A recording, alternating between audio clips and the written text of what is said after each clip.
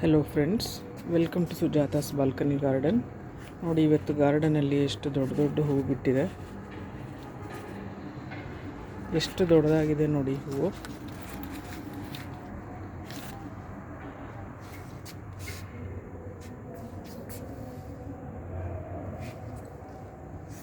ಇದು ಎಷ್ಟು ದೊಡ್ಡದಾಗಿದೆ ನೋಡಿ. ವಿಂಟರ್ ಸೀಸನ್ ಆದ್ರೂ ಎಷ್ಟು ದೊಡ್ಡ ದೊಡ್ಡ ಹೂಗಳು ಬಿಡ್ತಾ ಇದೆ ಅಂದರೆ ಪ್ರೋನಿಂಗ್ ಮಾಡಬೇಕಾ ಬೇಡವಾ ಅಂತ ಯೋಚನೆ ಮಾಡ್ತಾಯಿದ್ದೀನಿ ನಾನು. ನೋಡಿ, ಎಷ್ಟೊಂದು ಹೂ ಬಿಟ್ಟಿದೆ.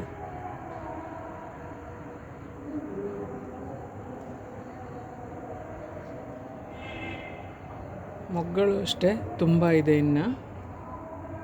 ಸೊ ಲೈಟ್ ಪ್ರೋನಿಂಗ್ ಮಾಡೋಣ ಅಂತ ಯೋಚನೆ ಮಾಡ್ತಾಯಿದ್ದೀನಿ. ಇನ್ನೂ ಚಿಕ್ಕದಾಗಿರೋದ್ರಿಂದ ಗಿಡಗಳಿದ್ದು.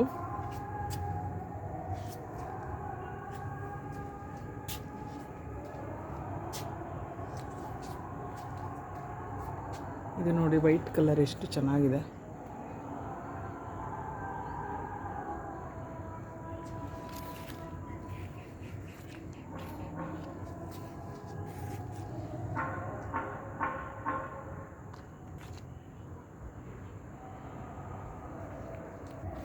ಇದು ನೋಡಿ, ಸೇವಂತಿಗೆ ಗಿಡಗಳು. ನಾನು ರೀಪಾಟ್ ಮಾಡೋದಕ್ಕೆ ಅಂತ ಫೆಬ್ರವರಿ ಮಂತಲ್ಲಿ ರೀಪಾಟ್ ಮಾಡಬೇಕಲ್ಲ, ಅದಕ್ಕೆ ರೆಡಿ ಮಾಡ್ಕೊಳ್ತಾ ಇದ್ದೀನಿ. ಇದು ಮೊನ್ನೆ ಹಾಕಿದ ಬೀಟಲ್ ಲೀಫ್ ಪ್ಲ್ಯಾಂಟ್. ಇದು ಎಷ್ಟು ಚೆನ್ನಾಗಿದೆ ನೋಡಿ.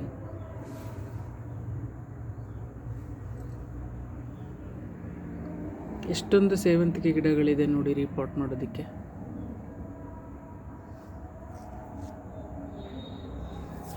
ಅದರಲ್ಲಿ ನೋಡಿ ಇನ್ನೂ ಎಷ್ಟೊಂದು ಹೂ ಬಿಟ್ಟಿದೆ. ಇದು ನಾನು 4 ಚೀಲ ಗೊಬ್ಬರನ ಆಲ್ರೆಡಿ ರೆಡಿ ಮಾಡ್ಕೊಂಡಿದ್ದೀನಿ ರೀಪಾಟ್ ಮಾಡೋದು. ಸೇವಂತಿಗೆ ರೀಪಾಟಿಂಗ್ಗೆ 1 ಚೀಲ 120 ರೂಪೀಸ್ ಹಾಗೆ ತೊಗೊಂಡಿರೋದು. ನೋಡಿ ಎಷ್ಟು ಚೆನ್ನಾಗಿದೆ. ಗೊಬ್ಬರನೂ ಅಷ್ಟೇ ತುಂಬ ಚೆನ್ನಾಗಿದೆ.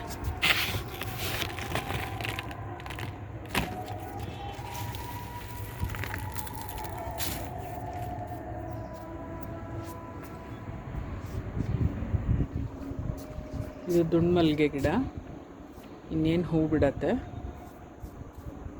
ಇದು ನೋಡಿ, ಕರಿ ಲೀವ್ಸ್. ಅವತ್ತು ನಾನು ಮಸ್ಟರ್ಡ್ ಕೇಕ್ ಪೌಡರ್ ಹಾಕಿದ್ನಲ್ಲ, ಅದು ಹಾಕಾದ್ಮೇಲೆ ಬಂದಿರೋ ಚಿಗುರಿದು. ಎಷ್ಟು ಚೆನ್ನಾಗಿ ಬಿಟ್ಟಿದೆ. ಮಸ್ಟರ್ಡ್ ಕೇಕ್ ಪೌಡರ್ ಅಷ್ಟು ಚೆನ್ನಾಗಿ ವರ್ಕ್ ಆಗುತ್ತೆ ಎಲ್ಲ ಗಿಡಗಳ ಮೇಲೂ ಅಷ್ಟೇ. ಫ್ಲವರಿಂಗ್ ಪ್ಲ್ಯಾಂಟ್ಸ್ ಆದರೂ ಅಷ್ಟೇ, ಈ ಥರ ಕರಿ ಲೀವ್ಸ್ ಮತ್ತು ಲೀಫಿ ಪ್ಲ್ಯಾಂಟ್ಸ್, ಶೋ ಪ್ಲ್ಯಾಂಟ್ಸ್ ಯಾವುದೇ ಆದ್ರೂ ಮಸ್ಟರ್ಡ್ ಕೇಕ್ ಪೌಡರ್ ಅಷ್ಟೇ ಚೆನ್ನಾಗಿ ಕೆಲಸ ಮಾಡುತ್ತೆ.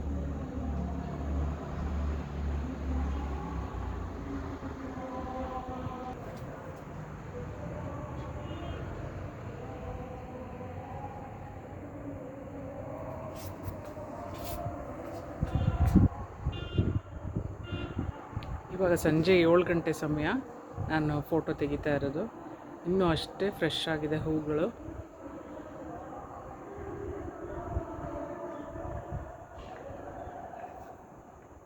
ಇದು ನೋಡಿ, ಮೊನ್ನೆ ರೀಪಾಟ್ ಮಾಡಿದ್ದು. ಎಷ್ಟು ಚೆನ್ನಾಗಾಗಿದೆ ಗಿಡ. ಆಲ್ರೆಡಿ ಮೊಗ್ಗು ಬರ್ತಾ ಇದೆ. ಗಿಡನೂ ಅಷ್ಟೇ ದೊಡ್ಡದಾಗಿದೆ. ಇದು ಮೊನ್ನೆ ರೀಪಾಟ್ ಮಾಡಿದ ಗಿಡನೇ.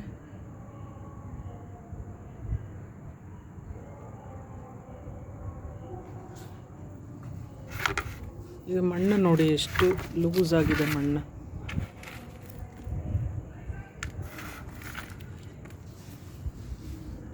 ಹೈಬಿಸ್ಕಸ್ಗೆ ಯಾವಾಗಲೂ ಹೀಗೆ ಇರಬೇಕು ಮಣ್ಣು. ಗೊಬ್ಬರ ಮಿಶ್ರಿತವಾಗಿ ಪೋರಸ್ ಆಗೇ ಇರಬೇಕು, ಮರಳಾಗಿ.